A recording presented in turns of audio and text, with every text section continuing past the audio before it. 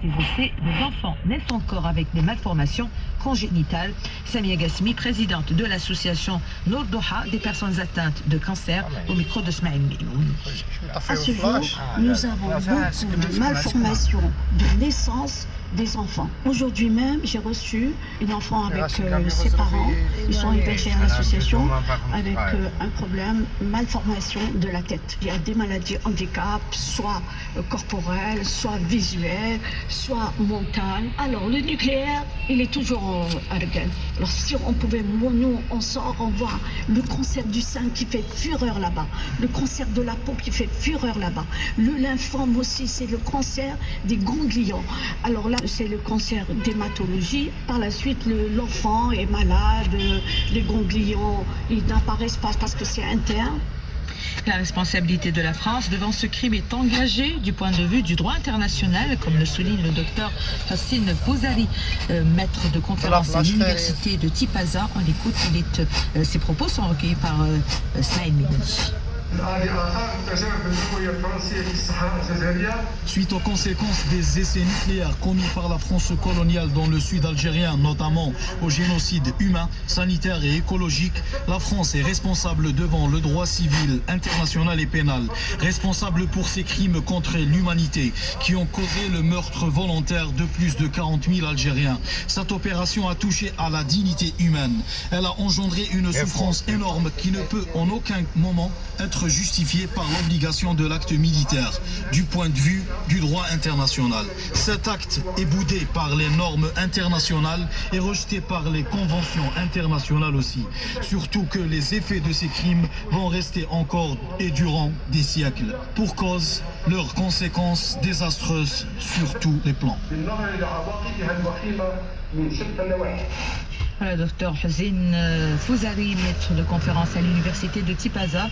Il intervenait lors d'une conférence qu'il a animée donc ce matin à l'Institut national d'études et de stratégie globale. Journée mondiale en ce samedi 13 février de la radio. Elle est placée cette année sous le thème Nouveau monde, nouvelle radio. Le nouveau directeur général de la radio algérienne, Mohamed Barali, a dévoilé à l'occasion sa feuille de route, la modernisation du service public d'information à travers le développement des stations locales et la poursuite du programme de numérisation sont les principales priorités. Le rôle de la radio en ces temps de crise sanitaire et de pandémie du nouveau coronavirus au centre d'une rencontre ce matin à l'auditorium Aïssa Metsoudi de la radio algérienne. Mohamed Saïm était sur place.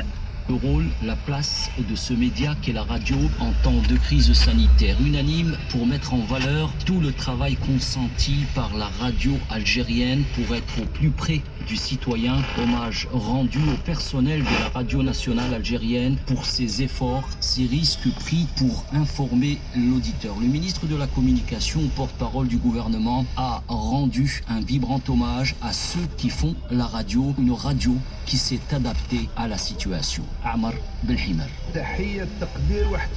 Nous saluons tout le personnel de la radio qui a contribué à accompagner et sensibiliser les citoyens durant cette pandémie à travers leurs programmes de diffusion. La numérisation et les nouvelles technologies ont permis aux auditeurs d'écouter des programmes. La radio a montré plus que jamais toute sa crédibilité durant cette pandémie. La radio algérienne a su bâtir cette confiance à l'auditeur. Rôle et mission de la radio algérienne, une radio qui s'est adaptée à une situation, celle de la pandémie. Le directeur général de la radio algérienne, Mohamed Barali, rappelle cette mission noble de la radio nationale. Cette célébration de la journée mondiale de la radio est marquée par cette crise sanitaire qui a touché le monde entier. Nous mettons en exergue ce rôle important, crucial de la radio qui accompagne les citoyens durant cette crise sanitaire. Nul ne peut nier aujourd'hui le rôle qu'a joué la radio et ce dans le monde entier pour accompagner les citoyens et aux côtés également des institutions de l'État. Un hommage à titre posthume à feu Lamine Bechichi et d'ailleurs la salle de l'auditorium de la radio nationale baptisée en son nom. Et parmi les présents ce matin à cette rencontre sur le rôle de la radio en ces temps de crise, des représentants de l'ANP, parmi eux le colonel Abdelhamid Ben Harat, représentant donc du MDN, le ministère de la Défense nationale. Il revient sur le rôle du MDN dans la gestion de la crise sanitaire. Ses propos sont recueillis par Mohamed Saïd.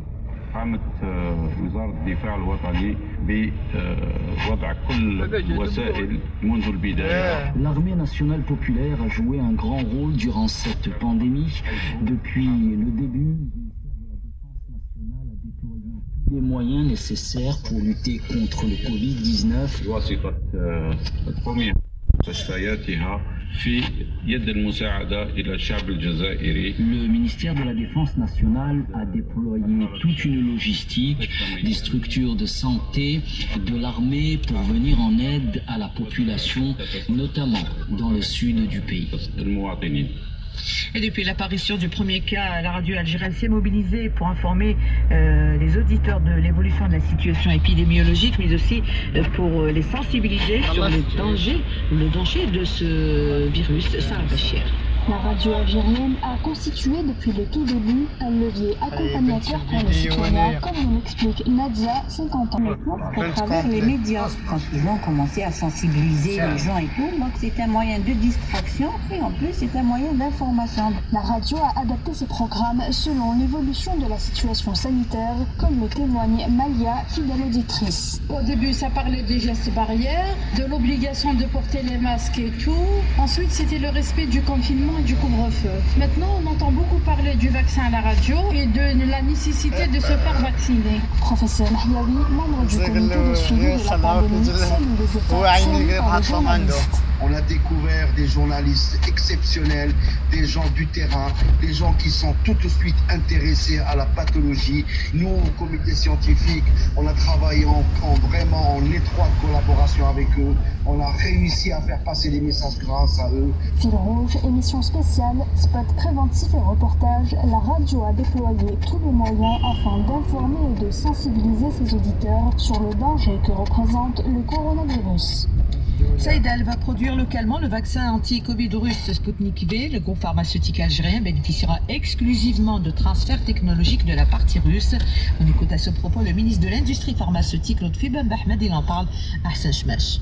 Un certain nombre de réunions ont été organisées et Saïdal a été identifié comme le partenaire idéal du Fonds russe d'investissement et de l'Institut Gamaleya. Des réunions se sont organisées et donc avec notre ministère.